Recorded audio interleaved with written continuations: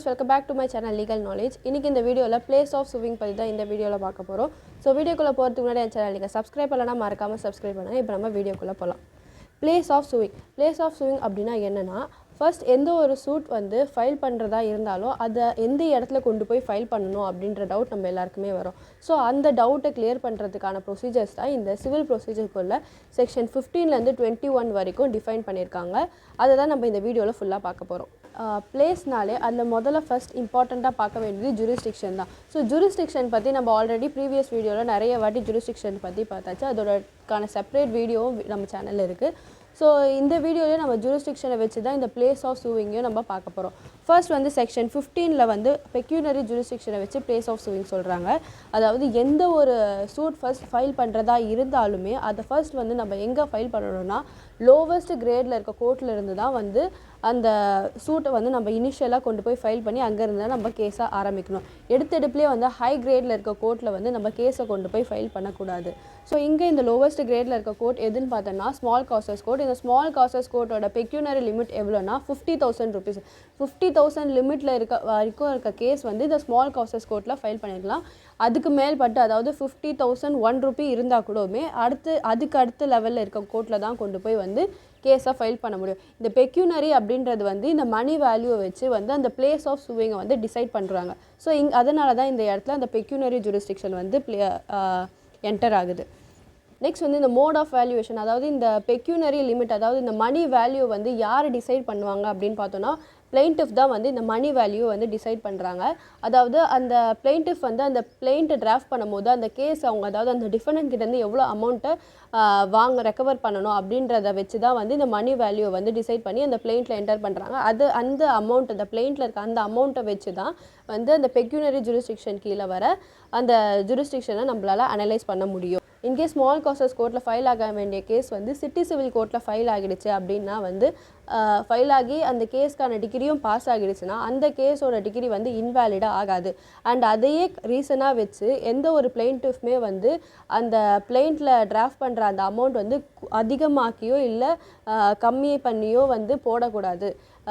என்ன அமௌண்ட் எக்ஸாக்டாக அவங்களுக்கு அப்ராக்சிமேட்டாக வருதோ அந்த அப்ராக்சிமேட் அமௌண்ட்டை தான் வந்து அவங்க பிளெயிண்ட்டில் என்டர் பண்ணணும். இன்கேஸ் வந்து அவங்க அந்த தவறுதலாக என்டர் பண்ணதை வந்து கோர்ட் நோட்டீஸ் பண்ணிட்டாங்க அப்படின்னா வந்து அந்த கோர்ட் வந்து அந்த எந்த ரெஸ்பெக்டிவ் jurisdictionல கொண்டு போய் கேஸை ஃபைல் பண்ணுங்கன்னு சொல்லி திருப்பி அனுப்பி விடுறதுக்குமே சான்சஸ் நிறைய இருக்குது. ஸோ இதுதான் வந்து பெக்யூனரி jurisdiction கீழே பிளேஸ் ஆஃப் சூவிங்கை வந்து நம்ம அனலைஸ் பண்ண முடியும். அண்ட் அடுத்து வந்து டெரிட்டோரியல் jurisdiction. இந்த டெரிட்டோரியல் jurisdiction வந்து செக்ஷன் 16லேருந்து 20 வரைக்கும் டிஃபைன் பண்ணியிருக்காங்க.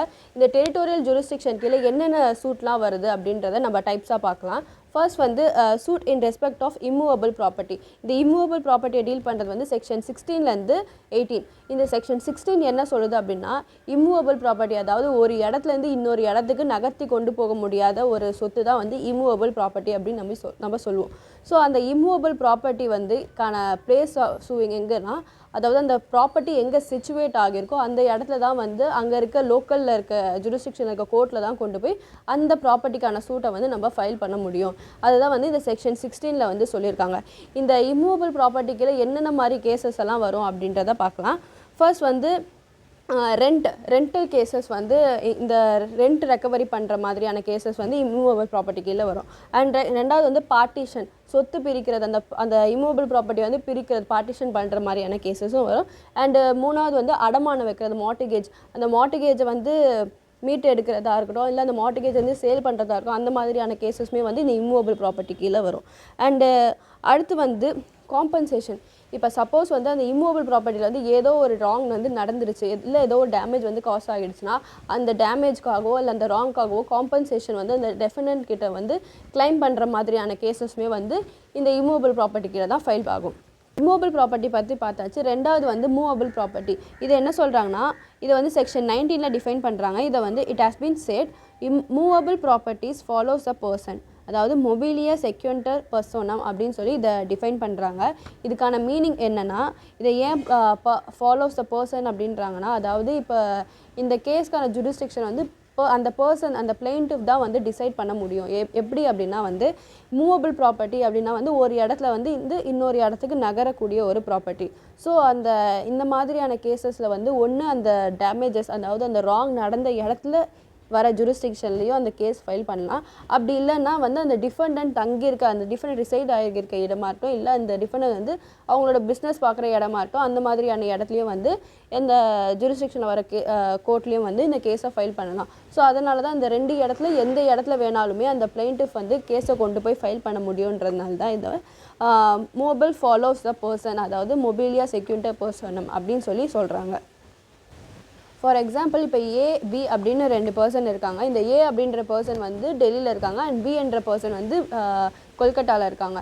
ஸோ இந்த ஏ அப்படின்ற பர்சன் வந்து பியை பற்றி டெஃபமேட்டரியாக ஒரு ஸ்டேட்மெண்ட்டை வந்து பப்ளிஷ் பண்ணிடுறாங்க. ஸோ இந்த பி அப்படின்ற பர்சன் வந்து அந்த ஏ இருக்க அந்த டெல்லியிலையுமே கேஸ் ஃபைல் பண்ணலாம், இல்லைனா அந்த பி இருக்க அந்த கொல்கட்டாலையுமே அந்த கேஸை ஃபைல் பண்ணிக்கலாம். ஸோ இதனால தான் மூவபிள்ஸ் ஃபாலோஸ் த பர்சன் அப்படின்னு நம்ம சொல்கிறோம். அண்ட் டெரிட்டோரியல் ஜூரிஸ்டிக்ஷன் கீழே அடுத்த டைப் வந்து காம்பன்சேஷன் ஃபார் ராங். அதாவது இது வந்து செக்ஷன் 19 டிஃபைன் பண்ணுறாங்க. இதில் என்னென்னா இப்போ டாட்ஸ் மாதிரியான கேசஸில், அதாவது நம்ம இந்த இம்மூவபிள் ப்ராப்பர்ட்டிஸில் பார்த்தோன்னா காம்பன்சேஷன் வந்து அந்த அந்த டிஃபெண்டன்ட் ரிசைட் ஆகியிருக்க இடத்துலையுமே ஜூரிஸ்டிக்ஷனில் பண்ணிக்கலாம், இல்லைனா அந்த ராங் நடந்த இடத்துலையுமே. அதே தான் வந்து இந்த காம்பன்சேஷன் ஃபார் ராங், அந்த ராங் கமிட் ஆன இடத்துல வர ஜூரிஸ்டிக்ஷனில் இருக்க கோர்ட்லேயுமே அந்த கேஸ் ஃபைல் பண்ணிக்கலாம். அப்படி இல்லைனா அந்த டிஃபெண்டன்ட் ஸ்டே பண்ணியிருக்க அந்த இடத்துல இருக்க அங்கேயுமே வந்து கேஸை ஃபைல் பண்ணிக்கலாம். இதுதான் காம்பன்சேஷன் ஃபார் ராங். இதை வந்து செக்ஷன் 19 வந்து டிஃபைன் பண்ணுறாங்க. 4th வந்து அதர் சூட்ஸ், அதாவது இந்த முன்னாடி பார்த்த அந்த 3 டைப்லேயும் வராத மாதிரியான சூட்ஸ் எல்லாம் தான் இந்த அதர் சூட்ஸ் கீழே வரும். இதை வந்து செக்ஷன் 20 வந்து டிஃபைன் பண்ணுறாங்க. இந்த மாதிரியான இது 2 கீழேயும் அந்த 3 கீழேயும் வராத சூட்ஸ் எல்லாம் எந்த பிளேஸில் ஃபைல் பண்ணணும் அப்படின்றது தான் இதில் சொல்லியிருக்காங்க. ஃபர்ஸ்ட் வந்து அந்த காஸ் ஆஃப் ஆக்ஷன், அந்த எங்கே நடந்தது, அந்த மிஸ்டேக் வந்து அந்த ராங் வந்து எங்கே கமிட் ஆச்சு அந்த பேஸில் வந்து அந்த ஜூரிஸ்டிக்ஷனில் இருக்க கோர்ட்டில் ஃபைல் பண்ணிக்கலாம். அண்ட் 2வது வந்து அந்த டிஃபெண்டன்ட் தங்கியிருக்க இடம், இல்லைனா அந்த டிஃபெண்டன்ட் வேலை பார்க்குற இடத்துல வந்து அந்த ஜூரிஸ்டிக்ஷனில் இருக்க கோர்ட்டில் வந்து அந்த கேஸை ஃபைல் பண்ணலாம். அண்ட் 3வது வந்து இப்போ வந்து ஒரு கேஸில் வந்து 2 டிஃபெண்டன்ட் இருக்காங்கன்னா அந்த 2 டிஃபெண்டன்ட்டில் ஏதோ ஒரு டிஃபெண்டன்ட் இருக்க பிளேஸில் கூட அந்த கேஸை ஃபைல் பண்ணிக்கலாம். இதுதான் வந்து இந்த அதர் சூட்ஸில் வந்து டிஃபைன் பண்ணுறாங்க. பெக்யூனரி ஜூரிஸ்டிக்ஷன், டெரிட்டோரியல் ஜூரிஸ்டிக்ஷன் ரெண்டுமே பார்த்தாச்சு. அடுத்து வந்து 3வதாக இருக்காது subject matter jurisdiction. Subject matter jurisdiction அப்படின்னா என்னென்னா, எல்லா கோர்ட்டுமே வந்து ஒரு சில பர்டிகுலர் கேசஸை டிசைட் பண்ணுறதுக்காக தான் வந்து அந்த லிமிட் வந்து கொடுத்துருப்பாங்க. அந்த லிமிட்டில் இருக்க அந்த இடத்துல தான் வந்து அந்த சப்ஜெக்ட் மேட்டர் டீல் பண்ணுற கோர்ட்டில் தான் வந்து கொண்டு போய் அந்த கேஸை ஃபைல் பண்ண முடியும். ஃபார் எக்ஸாம்பிள் இப்போ ஃபேமிலி கோர்ட்டில் வந்து ஃபேமிலி ரிலேட்டட் கேசஸ் தான் வந்து அந்த கோர்ட்டில் ஃபைல் பண்ணி நம்ம ஜட்மெண்ட் வாங்கணும். ஃபேமிலி ரிலேட்டடாக இல்லாமல் வேறு ஏதாவது ரிலேட்டட் சப்ஜெக்ட் மேட்டராக இருக்க கேசஸ் வந்து அந்த கோர்ட்டில் கொண்டு போய் ஃபைல் பண்ணி ஜட்மெண்ட் வாங்கினா அந்த ஜட்மெண்ட் வந்து இன்வேலிடாக ஆகிடும். இதுதான் வந்து சப்ஜெக்ட் மேட்டர் ஜூரிஸ்டிக்ஷன். ஸோ இந்த பிளேஸ் ஆஃப் சூயிங்கில் எப்படின்னா, அந்த சப்ஜெக்ட் மேட்டர், அந்த கேஸில் இருக்க அந்த சப்ஜெக்ட் மேட்டர் எந்த கோர்ட் வந்து டீல் பண்ணுதோ அந்த கோர்ட்டில் தான், அந்த பிளேஸில் தான் வந்து அந்த கேஸை வந்து நம்ம ஃபைல் பண்ணி ஜட்மெண்ட்டை வாங்கிக்க முடியும். ஸோ இதுதான் வந்து ஜூரிஸ்டிக்ஷன் கீழே நம்ம பிளேஸ் ஆஃப் சூயிங்கை வச்சு நம்ம பார்த்தது. நெக்ஸ்ட் செக்ஷன் 21 வந்து objection as to the jurisdiction. அதாவது இந்த முன்னாடி பார்த்தோம்னா அந்த சூட்டில் வந்து எப்படி அப்ஜெக்ஷன் மேக் பண்ணுறது அப்படின்றது தான் இந்த இதில் சொல்கிறாங்க. இதில் வந்து ஃபர்ஸ்ட் வந்து டெரிட்டோரியல் ஜூரிஸ்டிக்ஷனில் எப்படி அப்ஜெக்ஷன் கொண்டு வரது அப்படின்றது தான் இதில் சொல்கிறாங்க. என்னென்னா, if the court makes a mistake in entertaining the case with respect to pecuniary or territorial authority, the ruling of that court will not be invalid but it will be treated as an unconstitutional exercise of jurisdiction. இப்போ இந்த territorial ஜூரிஸ்டிக்ஷனாக இருக்கும், இல்லை pecuniary ஜூரிஸ்டிக்ஷனாக இருக்கும், அவங்க jurisdiction மீறி வந்து அவங்க ஜட்மெண்ட்டை pass பண்ணியிருந்தாங்கன்னா அப்படின்னா வந்து அந்த ஜட்மெண்ட் வந்து இன்வேலிடாக ஆகாது, பட் வந்து அது அன்கான்ஸ்டியூஷனலாக கன்சிடர் ஆகும் அப்படின்றது தான் இந்த இடத்துல சொல்கிறாங்க. நெக்ஸ்ட் செக்ஷன் 21 clause 1ல் என்ன சொல்கிறாங்கன்னா, no objection as to the place of suing will be allowed by an appellant or revisional court unless the following 3 conditions are satisfied.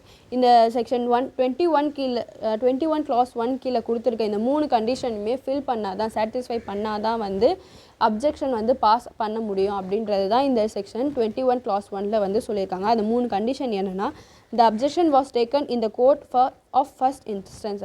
அதாவது அந்த அப்ஜெக்ஷன் வந்து அந்த ஆரம்ப நிலையிலேயே வந்து ஃபைல் ஆகியிருக்கணும் அப்படின்றது தான் இந்த ஃபர்ஸ்ட் கண்டிஷனை சொல்கிறாங்க. அண்ட் ரெண்டாவது கண்டிஷன் வந்து it was taken at the earliest possible opportunity and in case where issues were settle at or before settlement of issues.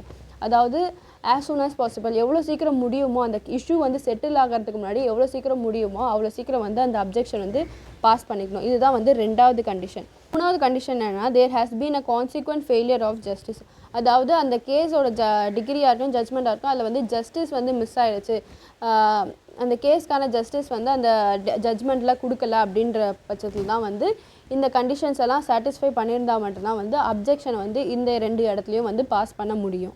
And ரெண்டாவது வந்து பெக்யூனரி ஜூரிஸ்டிக்ஷன். பெக்யூனரி அப்படின்னா அந்த மணி வேல்யூ வச்சு தான் வந்து அந்த ஜூரிஸ்டிக்ஷனை வந்து டிசைட் பண்ணுவாங்க. அந்த மணி வேல்யூ டிசைட் பண்ணுறது யாருன்னா அந்த பிளைன்டிஃப். சப்போஸ் அந்த பிளைன்டிஃப் வந்து அண்டர் வேல்யூ பண்ணியிருந்தாலோ இல்லை ஓவர் வேல்யூ பண்ணியிருந்தாலோ அந்த அதுக்கு வந்து அப்ஜெக்ஷன் வந்து இந்த டிஃபெண்டன்ட் வந்து இல்லை மேக் பண்ணணும் அப்படின்னா வந்து இந்த முன்னாடி பார்த்தா அந்த செக்ஷன் 21 clause 1 சொன்னால் அந்த 3 கண்டிஷன்ஸுமே வந்து சாட்டிஸ்ஃபை பண்ணியிருந்தால் மட்டும்தான் வந்து அப்ஜெக்ஷன் வந்து பாஸ் பண்ண முடியும். ஃபார் எக்ஸாம்பிள் இப்போ ஏ அப்படின்ற பர்சன் வந்து பிக்கு அகெயின்ஸ்டாக வந்து possession of recovery of house வந்து ஃபைல் பண்ணுறாங்க.